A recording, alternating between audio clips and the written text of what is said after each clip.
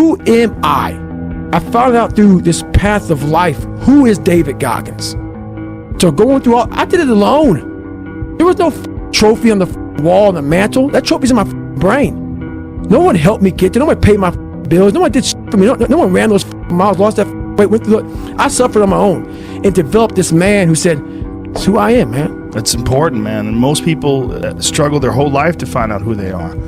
Struggle their whole life to find out what defines them, what they actually enjoy and what they don't. You start putting yourself in situations that suck, you'll find yourself. It's the only way to find yourself. And I promise you, every single person who wants to do something with their life and has done something with their life has gone through the exact chapter that you're going through. And it's the lonely chapter. It's the chapter where you don't fit in with your own friends, but you don't have the outcomes yet to fit into a new group of friends. And you're doing this thing, you're consuming content on the internet, you're doing these free tutorials online to try and figure out how to set up a podcast and where do I host this thing? And then you're going through this and you're like, is this even worth it? Because you have no signs of success, right?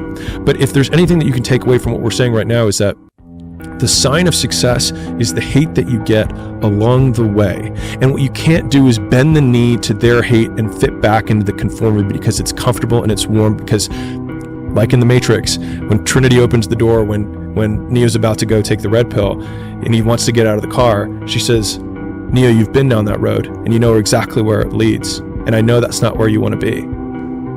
And then he closes the door. Like right now, this moment that you're going through is Trinity opening the door and being like, you could go back, but then you'd have to remember exactly what the reason was that you decided not to go out to begin with, just because you listen to this podcast and you consume this content, you're like, I can do more than this.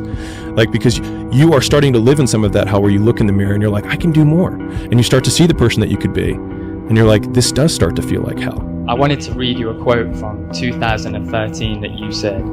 I've lost my mind doing this game, yeah? Like Vincent van Gogh. He dedicated his life to his art and lost his mind in the process. That's happened to me. But when that gold belt was around my waist, when my mother has a big mansion, my girlfriend has a different car for every day of the week, when my kids have everything they ever want, then it will pay. Then I'm happy I lost my mind. Yeah.